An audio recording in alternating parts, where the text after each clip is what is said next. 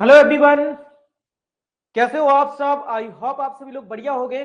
तो बच्चों, श्रमोदय विद्यालय और ज्ञानोदय आवासीय विद्यालय, एकलव्य आवासीय विद्यालय की बैच की पहली क्लास में आप सभी लोगों का बहुत बहुत स्वागत है। दोस्तों, आज से हमारा उड़ान बैच है वो चालू हो रहा है और उड़ान बैच की इस पहली क्लास में आप सभी बच्चों का बहुत बहुत स्वागत है।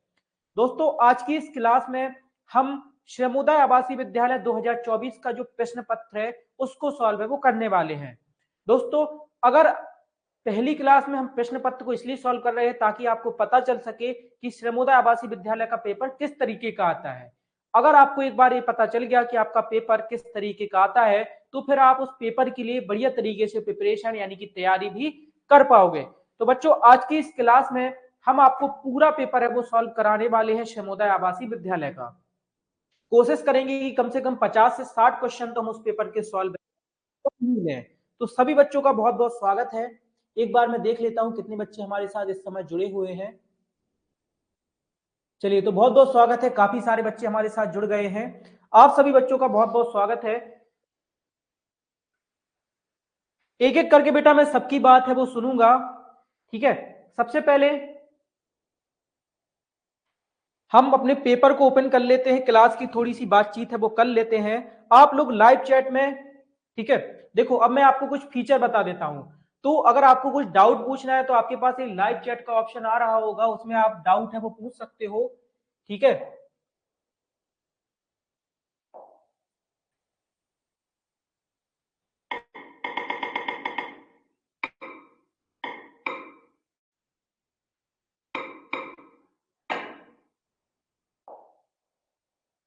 चलिए, मैं जल्दी से पेपर को यहाँ पे सेव है वो कर रहा हूं ताकि आपकी क्लास है वो जल्दी से मैं ले पाऊं। ओके,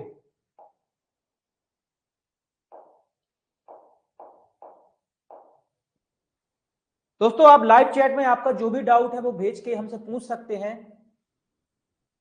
सर, मैं 7th क्लास के लिए तैयारी कर रहा हूं।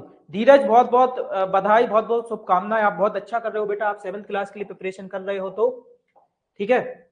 दोस्तों, इस क्लास में हम केवल क्लास 6 के लिए क्वेश्चन है वो पढ़ने वाले हैं, ठीक है। क्लास 6 के लिए ही हम पढ़ने वाले हैं। चलिए, तो आज मैं आपको पूरा पेपर है वो सॉल्व कराने वाला हूं। ओके, तो आप बेटा देख सकते हो यहाँ पे श्रमोदय आवासीय विद्यालय का पेपर हमने ओपन कर लिया है। बच्चों, इसी तरीके का पेपर पूरा आपका आता है। यहाँ पे लिखा हुआ है श्रमोदय आवासीय विद्यालय प्रवेश परीक्षा 2024 और ये हमारे पिछले साल के बच्चे हैं जिनका नाम था हिमांशु, ठीक है। पिछले साल के हमारे बच्चे थे, स्टूडेंट था हमारा हिमांशु। उसने हमें ये पेपर है वो भेजा था, तो उसने अपना नाम भी डाल रखा है पेपर पे। चलिए, अब मैं फटाफट से आपको सारे क्वेश्चन है वो करा देता हूं। पहले एक बार मैं आपको बता दूं कि श्रमोदय आवासीय विद्यालय का पेपर आता किस तरीके का है। तो दोस्तों, श्रमोदय आवासीय विद्यालय का पेपर है वो 100 अंक का आता है। अब मैं आपको सब्जेक्ट वाइज बता देता हूं कि किस सब्जेक्ट से कितने नंबर के क्वेश्चन आते हैं। तो दोस्तों, 15 नंबर की आती है आपकी हिंदी। मैं सभी क्लास के लिए बता रहा हूं। 15 नंबर की आती है दोस्तों आपकी इंग्लिश। 15 नंबर की आती है दोस्तों आपकी गणित। और 30 नंबर की आती है आपकी विज्ञान और सामाजिक विज्ञान, जिसको दोस्तों हम बोलेंगे पर्यावरण, ठीक है। और 25 नंबर की आती है दोस्तों आपकी मानसिक योग्यता यानी कि मेंटल एबिलिटी, जिसको हम तर्क शक्ति भी बोलते हैं। तो दोस्तों, इस तरीके से आपका 100 नंबर का पेपर होता है। पेपर में जो प्रश्नों की संख्या होती है वो 100 होती है, ठीक है। 15 नंबर की हिंदी, 15 नंबर की इंग्लिश, 15 नंबर की गणित, 30 नंबर की पर्यावरण जिसमें आपकी विज्ञान और सामाजिक विज्ञान इसको बोला जाता है, और 25 नंबर की आपकी मानसिक योग्यता, ठीक है। चलो, आपको यहां तक समझ में आ गया होगा। ओके, अब बच्चों हम थोड़ा सा आगे बढ़ते हैं और इस पेपर के जो क्वेश्चंस है उनको फटाफट से सॉल्व है वो कर लेते हैं, ठीक है। अब आपको थोड़ा सा ध्यान रखना है बच्चों, इस पेपर में जो टिक है उन पर आपको ध्यान नहीं देना है। जो क्वेश्चन के आंसर मैं आपको बताने वाला हूं उन पर आपको ध्यान देना है, ठीक है। ओके, तो देखिए, यहां से हमारी हिंदी है वो स्टार्ट हो जाती है। पहला क्वेश्चन यहाँ पे हमें देखने को मिलता है, पृथ्वी का पर्यायवाची शब्द है, जो पृथ्वी है उसका पर्यायवाची शब्द है वो क्या होगा? ठीक है, अगर बच्चों आपको आंसर पता है तो आप जल्दी से आंसर बताइए। पृथ्वी का देखो वसुधा, वसुधा पृथ्वी का पर्यायवाची होता है, ठीक है, लेकिन कुसुम तो फूल का पर्यायवाची होता है, सुमन भी फूल का होता है, और शशि चंद्रमा का होता है। तो पृथ्वी का जो पर्यायवाची हो जाएगा वो वसुधा हो जाएगा। कुसुम, सुमन और शशि, ये तीनों ही ऑप्शन इसके गलत हो जाएंगे। ठीक है, पर्यायवाची का मतलब होता है दोस्तों एक ही चीज के अनेक नाम। जैसे मान लीजिए आपका घर का नाम प्रदीप है, ठीक है, स्कूल का नाम आपका और कुछ है, तो दोस्तों ये पर्यायवाची शब्द कहलाते हैं। एक ही व्यक्ति के जो कई सारे नाम होते हैं उनको बोला जाता है पर्यायवाची शब्द। ठीक है, चलिए बहुत बढ़िया, प्रदीप साहू ने एकदम करेक्ट आंसर दिया है। दूसरा दोस्तों क्वेश्चन है, ईश्वर चंद के पिता का नाम। ईश्वर चंद के पिता का क्या नाम था? आपकी हिंदी की बुक में ये पार्ट है, ईश्वर चंद के बारे में बताया गया है, ईश्वर चंद विद्यासागर जी के बारे में। तो दोस्तों उनके जो पिता का नाम था वो ठाकुर दास था। ए ऑप्शन इसका भी क्या हो जाएगा? करेक्ट आंसर हो जाएगा। ईश्वर चंद के पिता का नाम ठाकुर दास था, ए ऑप्शन इसका करेक्ट आंसर होगा। चलिए तीसरा क्वेश्चन देख लेते हैं, धरती से हमें क्या प्राप्त होता है? सोना। धरती से हमें सोना प्राप्त होता है, बिल्कुल प्राप्त होता है, जो गोल्ड है वो धरती से ही निकाला जाता है। दूसरा है खाद्यान्न। खाद्यान्न का मतलब होता है दोस्तों खाने वाली चीजें, जिन चीजों को हम खाते पीते हैं वो खाद्यान्न कहलाती है। तो खाद्यान्न भी हमें धरती से प्राप्त होता है। लोहा, दोस्तों लोहा भी पत्थरों से मिलके निकाल के बनाया जाता है, तो ये भी हमें धरती से प्राप्त होता है। तो दोस्तों जो डी ऑप्शन है ये सभी, क्योंकि तीन ही हमें, जो तीनों ऑप्शन यहाँ पे दिए गए हैं सभी धरती से प्राप्त होते हैं, तो डी ऑप्शन ए सभी इसका करेक्ट आंसर है वो हो जाएगा। अगला क्वेश्चन देखते हैं दोस्तों, चौथा, हवा का पर्यायवाची नहीं है। अब हवा का पर्यायवाची नहीं है, क्या नहीं है? वायुयान। वायुयान का मतलब होता है दोस्तों जो चीजें हवा में चलती हैं, जैसे कि एरोप्लेन, इन सबको वायुयान बोलते हैं। दूसरा है पवन। पवन तो इसका पर्यायवाची होता है, तो ये गलत हो जाएगा। समीर भी वायु का पर्यायवाची होता है, तो ये भी गलत हो जाएगा। और वायु ये तो होता ही है, यहाँ पे हमें हवा का पर्यायवाची नहीं है बताना था, तो वायुयान इसका करेक्ट आंसर हो जाएगा। ठीक है, ए ऑप्शन वायुयान इसका करेक्ट आंसर है। अगला क्वेश्चन है पांचवा, मां भगवती ने नामक असुर का वध किया। मां भगवती ने किस असुर का वध किया था? तो देखो रावण को तो मारा था किसने? राम ने, ठीक है। शुंभ निशुंभ को मां दुर्गा ने मारा था, काली माता ने या मां दुर्गा ने मारा था। लेकिन जो मां भगवती है इन्होंने जिस असुर का वध किया था वो असुर था हमारा महिषासुर। महिषासुर ने, महिषासुर का जो वध है वो मां भगवती ने किया था। चलिए थोड़ा सा आगे बढ़ते हैं दोस्तों।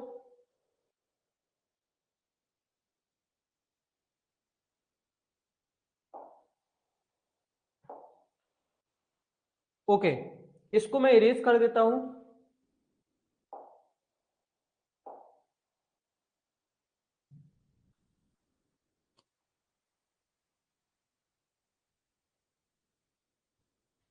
चलिए आप देखते हैं अगला क्वेश्चन, जवान शब्द का भाववाचक शब्द क्या होगा?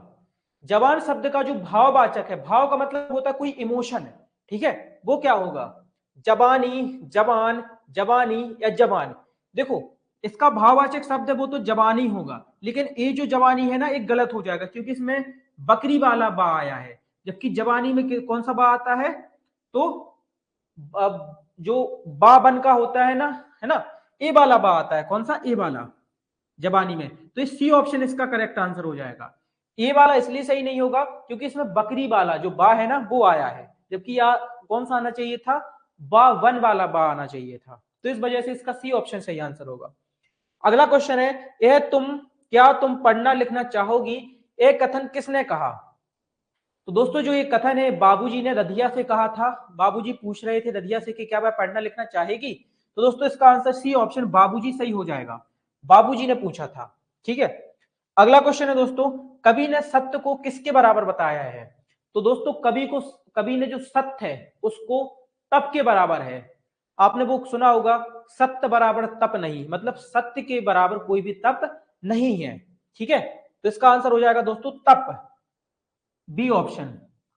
ठीक है, कवि ने सत्य को किसके बराबर बताया है, तो तप के बराबर बताया है।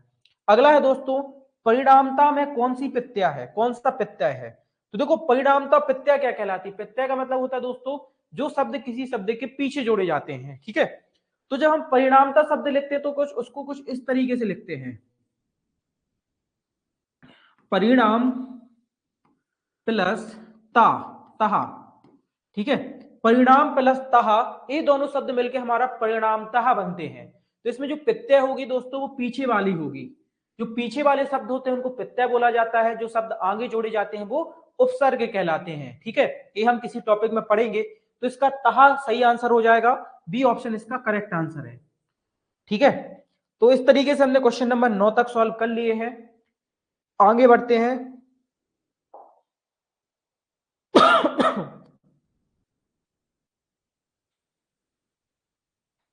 चलिए,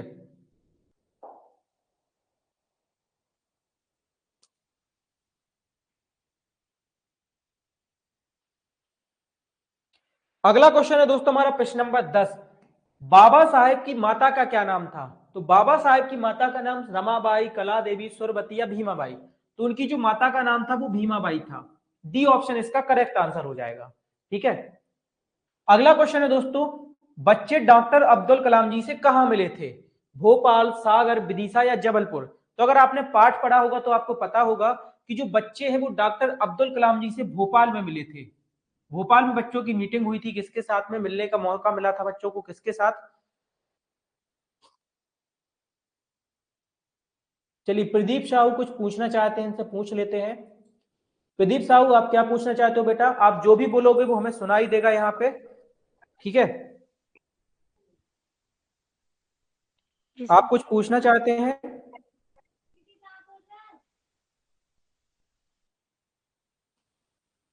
देखिए, जो हैंड रेस का ऑप्शन आता है ना बेटा, हाथ खड़ा करने का, उस पर आप जैसे ही क्लिक करोगे तो आप जो भी बोलोगे हमें सुनाई देगा यहाँ पे। ठीक है, अगला क्वेश्चन है दोस्तों, गौतम बुद्ध की वाणी कहाँ गूंजती है, तो दोस्तों गौतम बुद्ध की जो वाणी है वो सांची में गूंजती है। सांची इसका करेक्ट आंसर हो जाएगा। और आपको पता होगा दोस्तों, सांची, सांची में ही स्तूप है। सांची में ही गौतम बुद्ध अशोक के द्वारा बनाया गया क्या है, स्तूप है। ठीक है,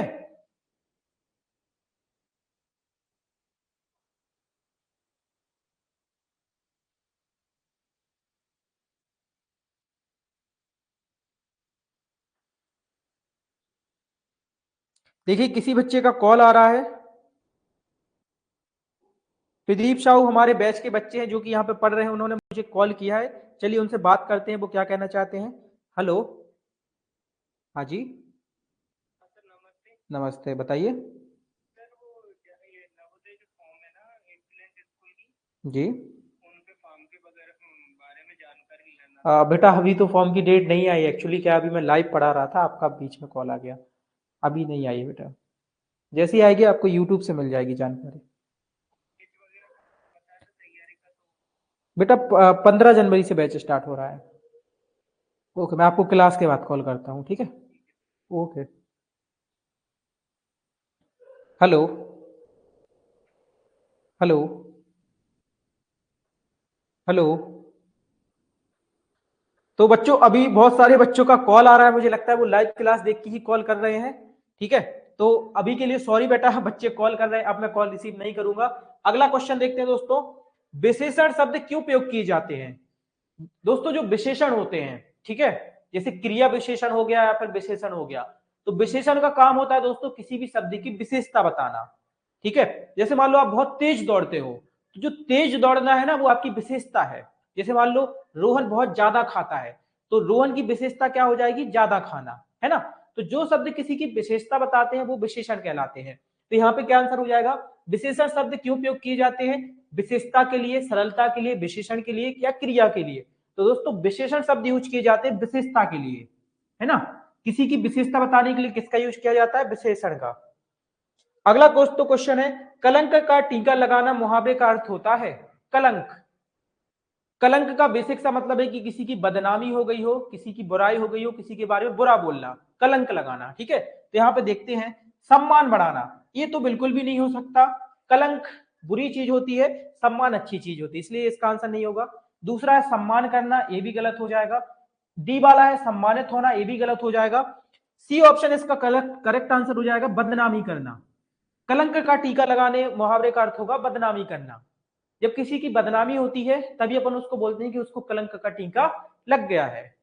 चलिए बच्चों आगे बढ़ते हैं। 15वां क्वेश्चन है, निम्न में से अंग्रेजी भाषा के शब्द बताइए। यहाँ पे जो शब्द दिए गए उनमें से बताना है कि कौन अंग्रेजी भाषा का शब्द है। जैसे पाइप, पाइप को अपन ऐसे लिखते हैं, ये अंग्रेजी भाषा का शब्द है। गैस, गैस भी अंग्रेजी भाषा का शब्द है। बैंक, बैंक भी अंग्रेजी भाषा का शब्द है। ठीक है, तो दोस्तों डी ऑप्शन इसका करेक्ट आंसर हो जाएगा, क्योंकि ये तीनों ही शब्द, जो तीन ही शब्द यहाँ पे दिए गए हैं, ये सभी अंग्रेजी भाषा के शब्द हैं, इसलिए डी ऑप्शन उपयुक्त सभी इसका करेक्ट आंसर है, वो हो जाएगा। सर समुदाय का पेपर लाइव क्लास कब होगी? कमलेश साहू जी, बेटा एक समुदाय विद्यालय के लिए लाइव क्लास चल रही है। जो भी आप लाइव क्लास पढ़ रहे हो ना, ये समुदाय विद्यालय के लिए ही है। क्लास 6वीं का जो 2024 का पेपर था, पिछले साल का पेपर था, उसको यहाँ पे सॉल्व आपको कराया जा रहा है। ठीक है, बहुत बढ़िया। प्रदीप साहू एकदम करेक्ट आंसर है वो दे रहे हैं, बहुत बहुत बधाई प्रदीप बेटा। चलिए आगे बढ़ते हैं। हिंदी में किसी को कुछ डाउट है क्या? जो भी मैंने आपको 15 क्वेश्चन हिंदी के कराए, इसमें किसी बच्चे को कुछ पूछना है क्या? अगर किसी को कोई डाउट है तो वो पूछ सकता है।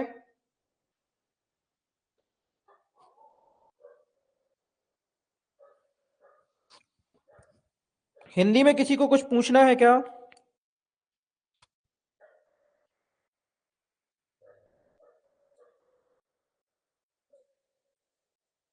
ओके, तो मुझे नहीं लगता कि किसी को कुछ पूछना होगा। बेटा क्लास 7th का नहीं, एक क्लास 6 के लिए बैच है वो लॉन्च हुआ है। ठीक है, क्लास 7th के लिए बैच लॉन्च नहीं हुआ है, क्योंकि क्लास 7th में बहुत ही कम सीटें रहती हैं, है ना। तो क्लास 6 के लिए बैच है, जितनी बच्चे भी 6 में पढ़ते हैं उनके लिए बैच है।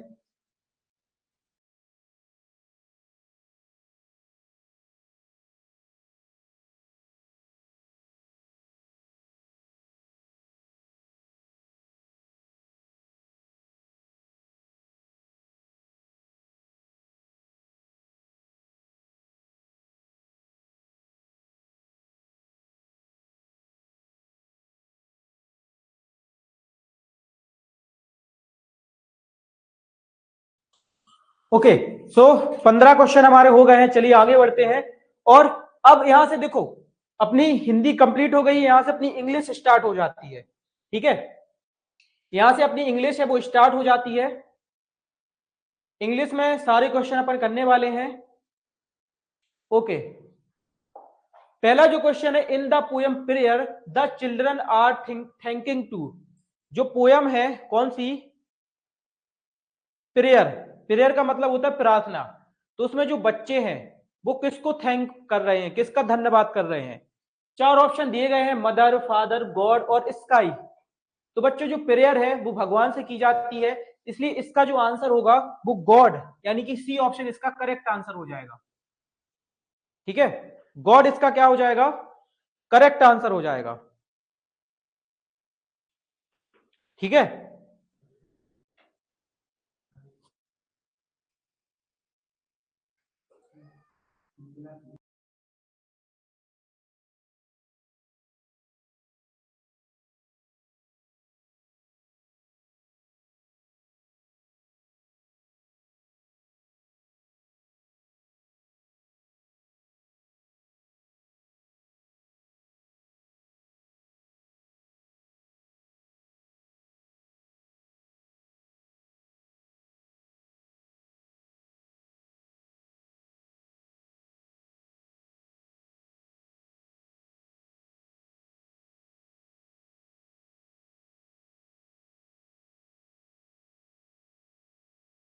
थोड़ा सा बच्चों के कॉल आ रहे थे, इस वजह से डिस्टर्ब हो रहा था। आगे बढ़ते हैं, अगला क्वेश्चन देखते हैं। Are the things given by God, God के द्वारा हमें क्या दिया गया है, भगवान के द्वारा हमें कौन कौन सी चीजें हैं वो दी गई हैं? जैसे कि ट्री, ईयर, फूड और एवरीथिंग। देखो जितने भी पेड़ हैं वो भी भगवान ने दिए हैं, जो ईयर है, हवा है, वो भी भगवान ने दी है, जो फूड है वो भी भगवान ने दिए हैं। तो डी ऑप्शन एवरीथिंग इसका करेक्ट आंसर हो जाएगा। जो सारी चीजें हैं यहाँ पे इन ऑप्शन में अपन को दी गई है बेटा, वो सारी सारी ही किसने दी है? भगवान ने अपन को दी है, इसलिए एवरीथिंग इसका डी ऑप्शन है वो करेक्ट आंसर हो जाएगा। यहां तक आपको समझ में आया?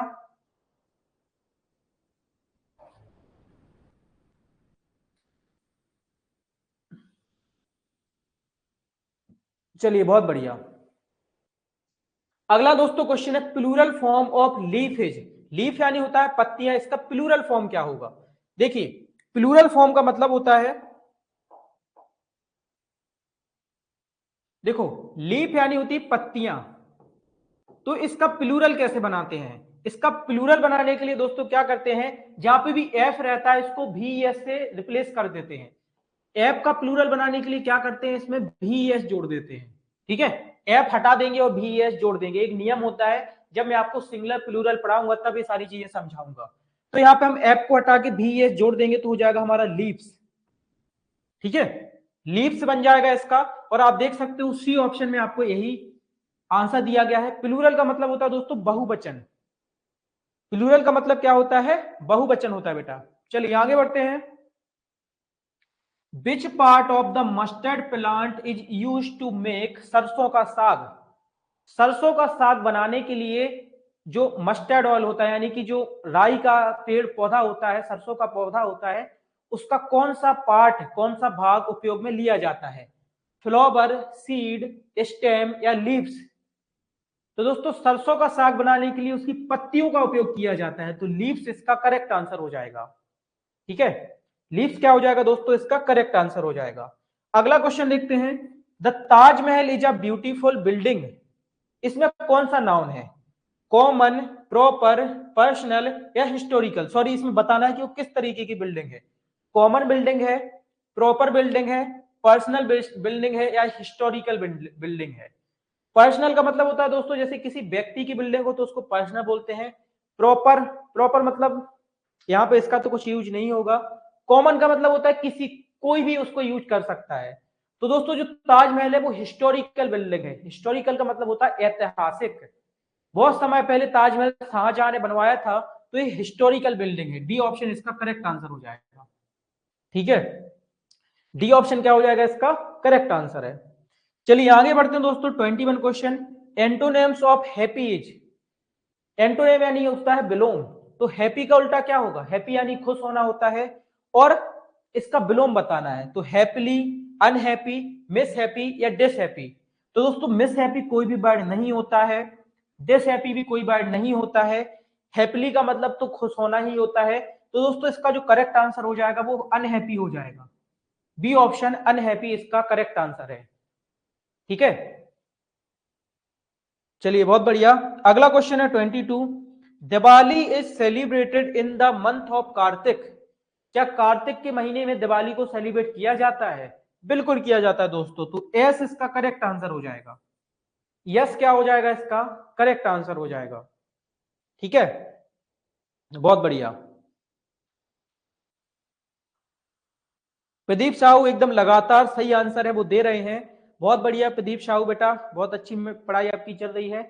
आपने सारे ही क्वेश्चन के आंसर एकदम सही दिए हैं। और भी जिस बच्चे को इस क्वेश्चनों के आंसर आ रहे हो वो इन क्वेश्चनों के आंसर लाइव चैट में लिखकर हमें भेज सकते हैं। ठीक है, चलिए इसको मैं इरेज कर देता हूं। अगर आपको किसी भी क्वेश्चन में कोई डाउट है तो आप लाइव चैट के थ्रू अपना डाउट है वो क्लियर कर सकते हैं।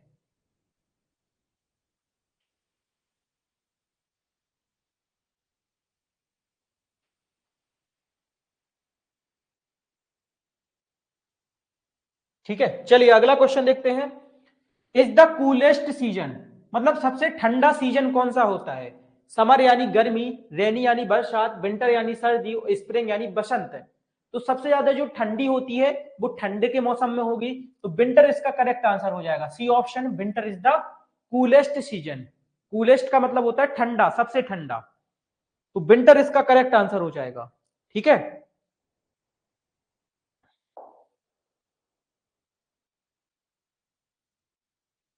चलिए और थोड़ा सा। ओके,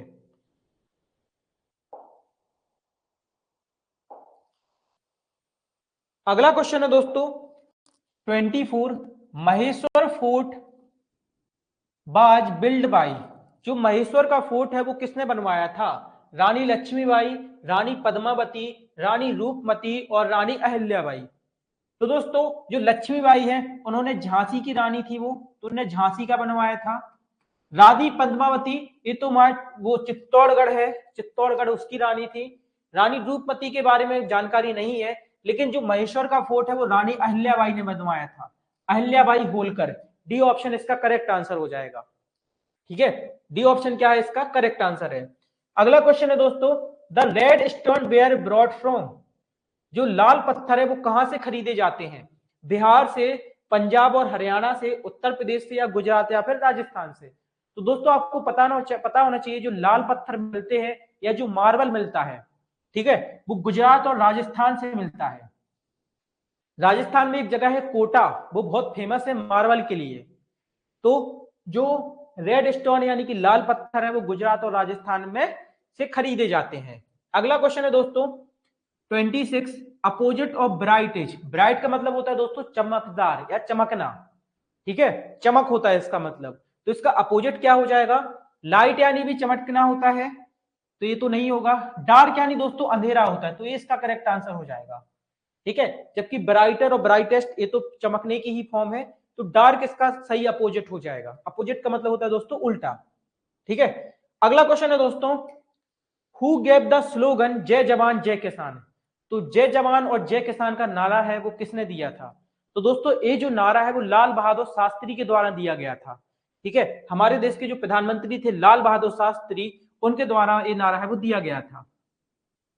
ठीक है, आगे बढ़ते दोस्तों, अगला क्वेश्चन है 28, सिद्धार्थ सो अ बाज बाउंडेड, सिद्धार्थ ने क्या देखा था? क्रो, क्रो यानी होता है कौआ, स्वान, स्वान यानी होता है हंस, बर्ड यानी चिड़िया और पैरट यानी तोता।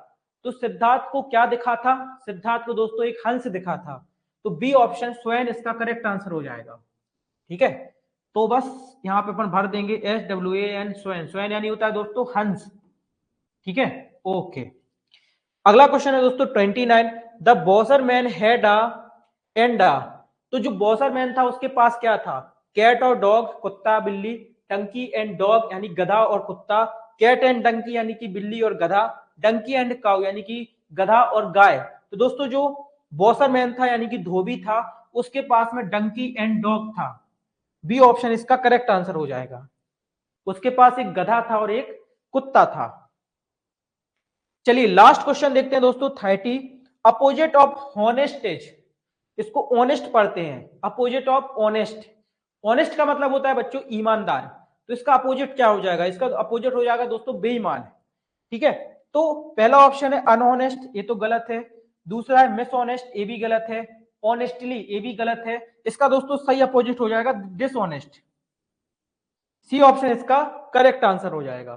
ठीक है, तो opposite of honest is dishonest. बहुत बढ़िया। तो दोस्तों इस तरीके से हमने पूरी इंग्लिश है वो कवर कर ली है।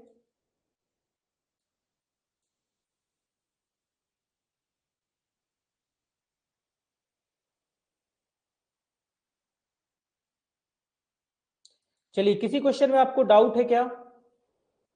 ओके बच्चों, डाउट होना भी नहीं चाहिए।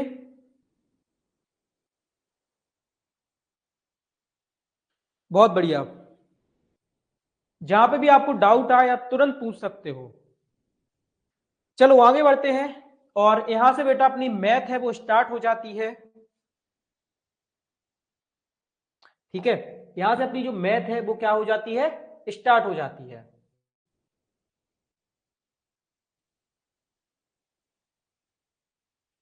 पहला दोस्तों बच्चों क्वेश्चन है 86,65,429 को शब्दों में लिखिए।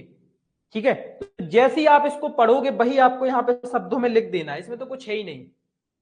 जो आपने यहाँ पे पढ़ा है उसी को आपको शब्दों में लिख देना है। ठीक है, 86,65,429, तो देखो पहले वाले में देखो भाई लिखा हुआ है 86,65,429, पहला वाला सही है। दूसरे वाले को पढ़ो तो क्या लिखा हुआ है? 86,60,000 लिखा हुआ है, जबकि इसमें क्या है 65,000 है, तो दूसरा वाला अपना गलत हो जाएगा। तीसरा वाला देखो 86,65,420 लिखा हुआ है, तो ये भी गलत हो जाएगा क्योंकि यहाँ पे 429 है। डी वाला है 76 लाख, जबकि यहाँ पे तो 86 लिखा हुआ है, तो ये भी गलत हो जाएगा। तो इस तरीके से अपना जो ए ऑप्शन है वो करेक्ट आंसर हो जाएगा। ठीक है, 86,65,429। समझ में आया क्वेश्चन?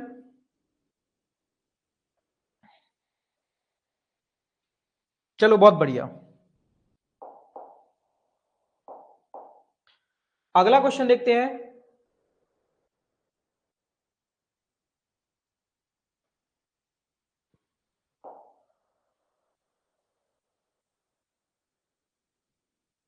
देखो इस तरीके का यहां पे शेप बना हुआ है, ठीक है, और आपको बताना है कि इसमें क्या क्या है। एक बार मैं आपको इसमें सारी चीजें वो दिखा देता हूं। देखो तो यहां पे इस तरीके का ये शेप बना हुआ है,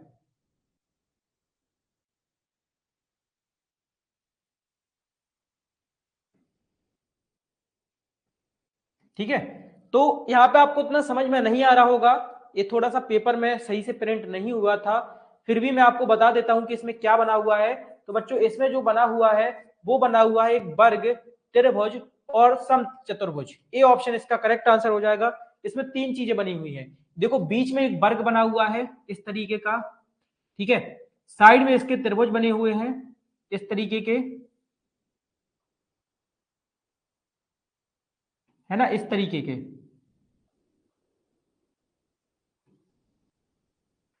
और यहां पे भी इसमें से त्रिभुज बने हुए हैं।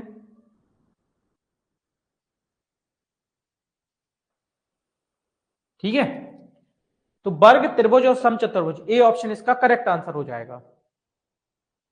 चलिए आगे बढ़ते हैं।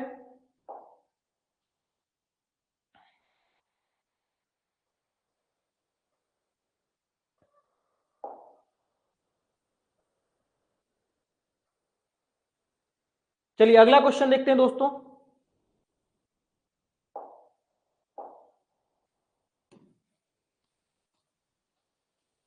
ठीक है, ओके।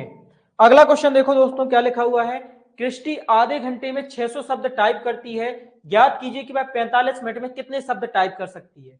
देखो आधा घंटा मतलब कि 30 मिनट, 30 मिनट में दोस्तों वो वर्ड टाइप करती है कितने, तो वो वर्ड टाइप करती है 600। ठीक है, मतलब कि 15 मिनट में कितनी करती होगी, 30 मिनट में करती है 600, तो 15 मिनट में करती होगी 300। ठीक है, 30 का आधा 15, तो 600 का आधा 300। ठीक है, 45 मिनट में अपन को बताना है दोस्तों, तो 30 मिनट में करती है 600 और 15 मिनट में करती है 300। 30 और 15 को जोड़ देंगे तो हो जाएगा 45 मिनट, और इसके बैट को जोड़ देंगे तो हो जाएगा 900। मतलब कि 45 मिनट में जो वो बैट टाइप करती है वो 900 शब्द टाइप करती है। समझ में आया दोस्तों? 30 मिनट में करती है 600 बाइट टाइप, 15 मिनट में करती है 300, दोनों को जोड़ देंगे तो हो जाएगा 15 और 30 45 मिनट, और जो बाइट हो जाएंगे वो हमारे 900 हो जाएंगे। ठीक है, यानी कि बी ऑप्शन इसका करेक्ट आंसर हो जाएगा।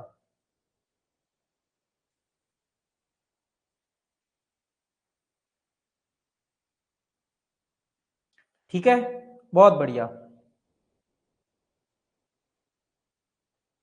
चलो अगला क्वेश्चन दोस्तों, क्वेश्चन नंबर 34।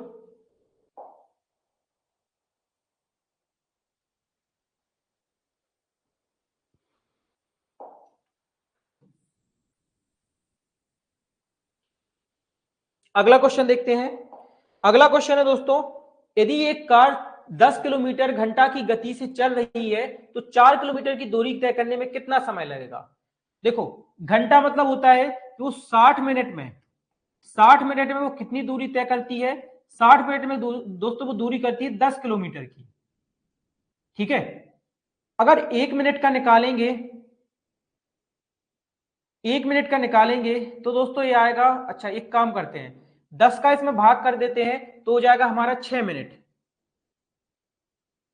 ठीक है, 60 मिनट में करती है वो 10 किलोमीटर, तो 6 मिनट में करेगी दोस्तों वो 1 किलोमीटर। 6 मिनट में वो कितनी दूरी तय करेगी, 1 किलोमीटर की करेगी।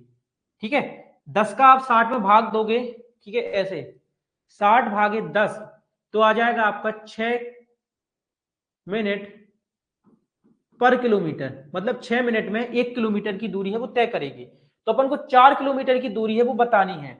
6 मिनट में करती है 1 किलोमीटर, तो 4 मिनट में करे 4 किलोमीटर की दूरी है वो तय करेगी 24 मिनट में। कितने मिनट में करेगी दोस्तों? 24 मिनट में करेगी। ठीक है, तो यहाँ पे जो डी ऑप्शन है 24 मिनट, वो इसका करेक्ट आंसर हो जाएगा। 10 किलोमीटर की दूरी तय करती है 60 मिनट में यानी कि घंटे में, तो 6 मिनट में करेगी 1 किलोमीटर की दूरी, और 4 किलोमीटर की दूरी तय करने में उसको लगेगा 24 मिनट। ठीक है, 34 का 24 मिनट करेक्ट आंसर हो जाएगा।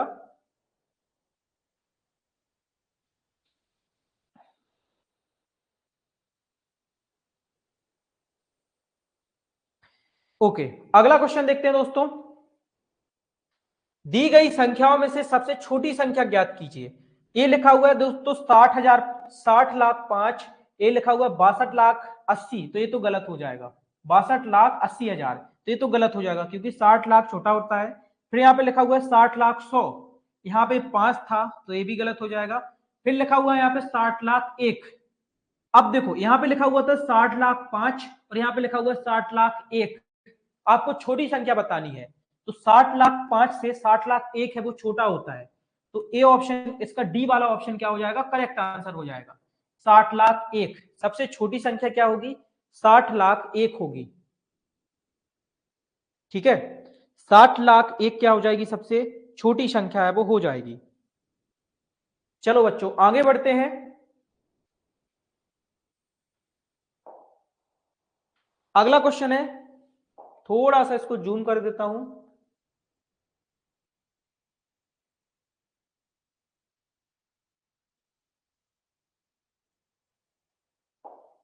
क्वेश्चन है पी का मान ज्ञात कीजिए। यहां पे इस तरीके से लिखा हुआ है, तो अपन क्या करेंगे दोस्तों? सबको जोड़ देंगे। सबको क्या करेंगे अपन? जोड़ देंगे। ठीक है, चलिए जोड़ देते हैं। तो लिखा हुआ है एक मिनट, तो लिखा हुआ है एक, अरे क्या हो गया? ओके, लो ठीक है। तो लिखा हुआ है 1+3+5+7+9+11+13+15। इन सबको जोड़ेंगे तो 1 और 3 4, 4 5 9, 9 7 16, 16 और 9 25, 25 और 11 36, 36 और 13 49, 49 और 15 64। तो यहाँ पे हो जाएगा 64।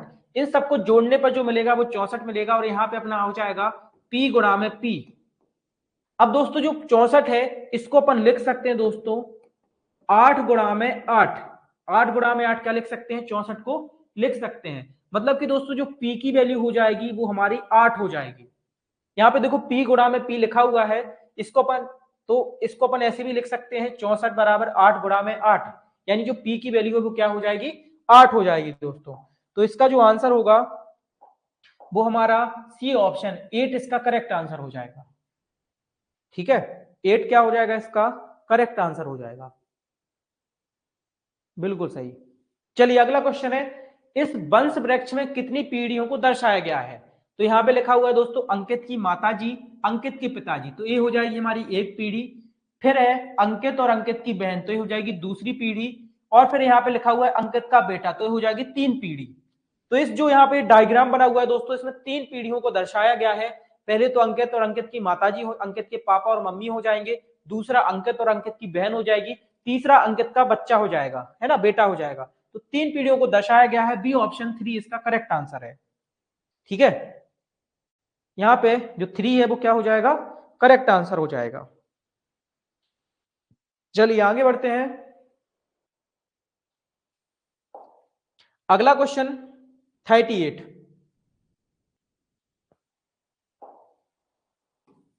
इसको इरेज कर देता हूं। ओके, चलिए बहुत बढ़िया। ठीक है, चलिए बहुत बढ़िया। अगला क्वेश्चन है, जॉय ने की 256 की कीमत पर 4 मछलियां खरीदी। एक मछली की कीमत क्या है? देखो जो 4 मछलियों की कीमत है, 4 मछलियां, 4 मछलियां कितने रुपए में खरीदी? तो वो खरीदी उसने 256 रुपए में। ठीक है, अपन को एक मछली बतानी है, तो दोस्तों एक मछली की जो कीमत होगी वो क्या होगी? उसको निकालने के लिए दोस्तों हम क्या करेंगे? 256 में 4 का भाग कर देंगे, तो हो जाएगा हमारा 4 पंचे 20, 4 छंग 24 यानी कि 6, ठीक है, ये 16 हो जाएगा, तो 4 चौको 16, यानी एक मछली की जो कॉस्ट आएगी, जो कीमत आएगी, वो 64 रुपए आएगी। तो आप देख सकते हो दोस्तों, यहाँ पे ए ऑप्शन में 64 दिया गया है, जो कि इस क्वेश्चन का क्या हो जाएगा, करेक्ट आंसर हो जाएगा, 64 रुपए। ठीक है, चलो इस अगला क्वेश्चन देखते हैं। निम्नलिखित पैटर्न के अगले पदों में वर्गों की संख्या ज्ञात कीजिए। मतलब इसके बाद जो अगला पैटर्न आएगा उसमें वर्ग कितने होंगे। सबसे पहले दोस्तों इसमें सिर्फ एक ही वर्ग है, ठीक है, इस वाले में 1 2 3 4 और 5 वर्ग हैं। इसमें एक था हमारा, इसमें 5 है, इस वाले में गिनते हैं तो 1 2 3 4 5 6 7 8 और 9, मतलब इसमें 9 वर्ग हैं। तो अगले वाले में कितने होंगे।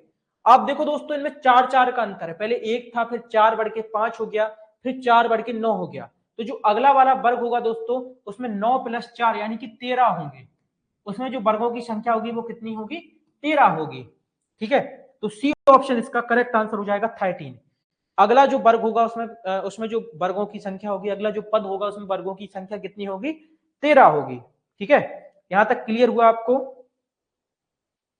चलिए बहुत बढ़िया, अगला क्वेश्चन फटाफट से देख लेते हैं, अगले क्वेश्चन में क्या दिया गया है। तो अगले क्वेश्चन में, ओके चलिए बहुत बढ़िया,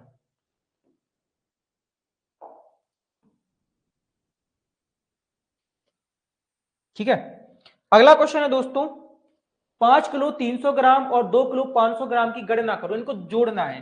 लिखा हुआ है दोस्तों 5 केजी और 300 ग्राम, और यहां पे लिखा हुआ है 2 केजी और 500 ग्राम।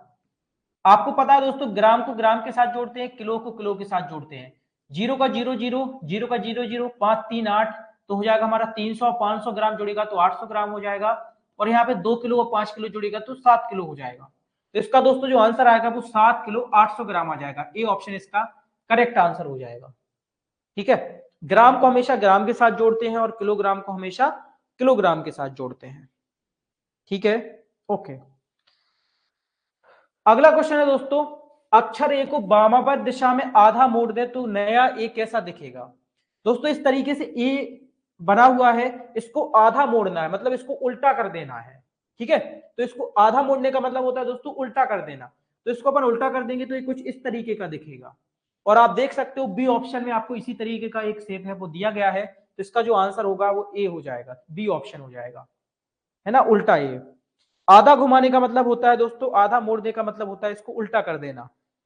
जैसे आप सीधे खड़े हुए हो, आपको आधा घुमा देंगे तो आपके पैर है वो ऊपर पहुंच जाएंगे और आपका सिर है वो नीचे हो जाएगा। ठीक है,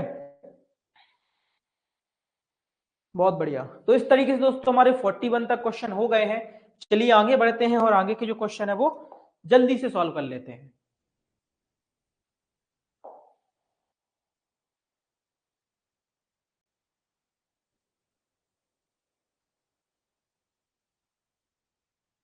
चलिए देखिए, यहां पे लिखा हुआ है टीना के सूटकेस का कुल वजन 48 किलो 450 ग्राम है। यानी जो टीना का सूटकेस है वो कितना किलो का है, वो है दोस्तों हमारा 48 किलो और 450 ग्राम।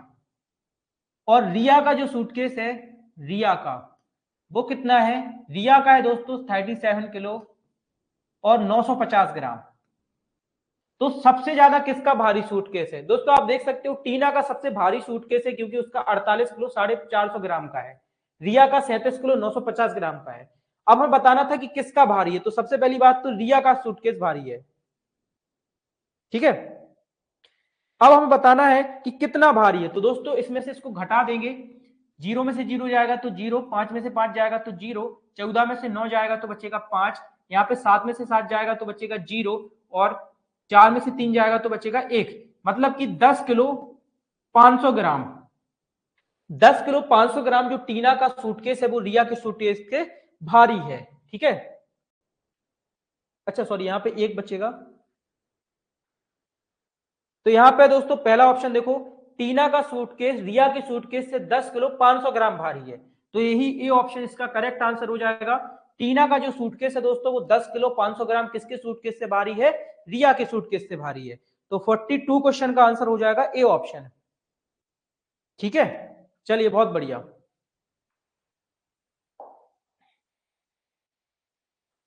अगला क्वेश्चन देखिए दोस्तों,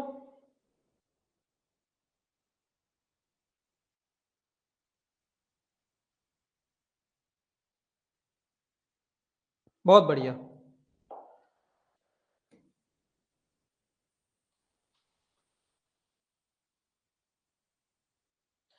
अगला क्वेश्चन है दोस्तों, कौन सी दो अंकीय संख्या आधे मोड़ के बाद समान दिखेगी?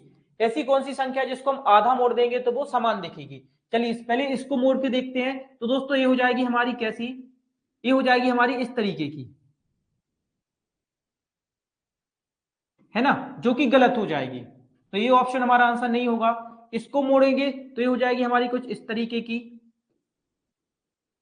ये भी गलत हो जाएगा। 66 और 88 को मोड़ेंगे तो ये भी गलत हो जाएगा। दोस्तों इसका जो आंसर होगा वो 11 और 88 होगा, क्योंकि 11 और 88 को आप अगर उल्टा भी कर दोगे ना तो ये सेम ही रहेगा। आधा मोड़ने पर 11 और 88 हमेशा सेम ही रहेगा। तो डी ऑप्शन इसका करेक्ट आंसर हो जाएगा। ठीक है, डी ऑप्शन क्या हो जाएगा इसका करेक्ट आंसर हो जाएगा, क्योंकि इसको अगर आधा मोड़ेंगे तो वो सेम ही रहेगा। अगला क्वेश्चन देखिए दोस्तों, इसको मैं इरेज कर देता हूं। चलिए बहुत बढ़िया। यहां पे देखिए अगले क्वेश्चन में, निम्नलिखित पैटर्न के अगले पदों में वृत्तों की संख्या ज्ञात कीजिए। जो अगला पद आएगा यहाँ पे उसमें कितने व्रत होंगे? तो देखो इसमें एक है, इसमें तीन है, इसमें पांच है। अब यहाँ पे आप देख सकते हो दोस्तों इसमें दो दो की वृद्धि हो रही है। एक से तीन जाने में दो बढ़ गए, तीन से पांच जाने में भी दो बढ़ गए। तो जो अगला पद आएगा उसमें सात होंगे, क्योंकि पांच में अगर दो जोड़ देंगे तो क्या आ जाएगा, सात आ जाएगा। तो जो अगला पद होगा उसमें जो व्रत होंगे वो कितने होंगे, सात होंगे। इस तरीके से 6 और 7, ठीक है, इस तरीके से 7 हो जाएंगे। तो बी ऑप्शन इसका करेक्ट आंसर है। अब यहां पे लिखा हुआ है, सोनाली के पास नीचे एक लिफाफा और एक क्यूब बॉक्स दिया गया है। वस्तुओं के क्षेत्रफल की तुलना करो और बड़े क्षेत्रफल वाली वस्तु की पहचान करो। इसकी जो चौड़ाई है वो 8 है, सॉरी लंबाई 8 है और चौड़ाई 7 है। इसकी जो चौड़ाई और लंबाई है वो 3-3 सेंटीमीटर है। दोनों का क्षेत्रफल निकालेंगे। पहले इस लिफाफे का क्षेत्रफल निकालते हैं। तो लिफाफे का क्षेत्रफल हो जाएगा 8 गुणा में 7 यानी कि 56 सेंटीमीटर स्क्वायर। ठीक है, अब इस क्यूब का निकालते हैं। तो क्यूब का हो जाएगा 3 गुणा में 3 यानी कि 9 सेंटीमीटर स्क्वायर। आपको पता है दोस्तों इसका क्षेत्रफल कैसे निकालते हैं? तो लंबाई गुणा में चौड़ाई, इसका फॉर्मूला होता है। लंबाई गुणा में चौड़ाई कर देंगे तो इसका क्षेत्रफल है वो निकल आएगा। तो लिफाफे का हो जाएगा 56 सेंटीमीटर स्क्वायर और क्यूब बॉक्स का हो जाएगा 9 सेंटीमीटर स्क्वायर। अब हमें बताना था कि कौन से क्षेत्रफल बड़ा है। ठीक है, तो दोस्तों जो लिफाफे का क्षेत्रफल है वो बड़ा हो जाएगा। हमारा ए ऑप्शन है वो करेक्ट आंसर हो जाएगा। लिफाफा, लिफाफा क्या हो जाएगा दोस्तों, हमारा करेक्ट आंसर हो जाएगा। तो दोस्तों इस तरीके से आज हमने 45 क्वेश्चन तक सॉल्व वो कर लिए हैं। यानी 45 क्वेश्चन में दोस्तों हिंदी, इंग्लिश और मैथ के क्वेश्चन शामिल थे। अब इसके बाद जो आगे के क्वेश्चन है उसमें हमारी मेंटल एबिलिटी रहेगी और विज्ञान और सामाजिक विज्ञान यानी कि पर्यावरण के क्वेश्चन रहेंगे। तो दोस्तों उसको हम कल की क्लास में करेंगे, क्योंकि अभी आप लोगों के लिए मुझे एक बुक बनानी है जो कि बहुत ही जल्दी आप लोगों तक पहुंचानी है। हमारी एक बुक आने वाली है जो कि आपके घरों में पहुंचाई जाएगी, जिससे आप प्रिपरेशन है वो कर पाओगे। तो दोस्तों थोड़ा सा बुक का काम रह गया है, बुक पर बहुत ही जोरों शोरों से काम चल रहा है। तो इसलिए आज की क्लास को मुझे आपकी यहीं तक रखना पड़ेगा। आज पहली क्लास थी, इसमें हमने 45 इंपॉर्टेंट जो 2024 के पेपर के क्वेश्चन थे उनको सॉल्व किया है। आई होप आज की क्लास आज को आपको पसंद आई होगी। अगर आपका कोई भी डाउट रहता है तो आप लाइव चैट के थ्रू अपना डाउट है वो पूछ सकते हैं। किसी भी क्वेश्चन अगर आपको कोई बेटा डाउट है तो आप लाइव चैट के थ्रू पूछ सकते हैं, जल्दी से पूछ लीजिए।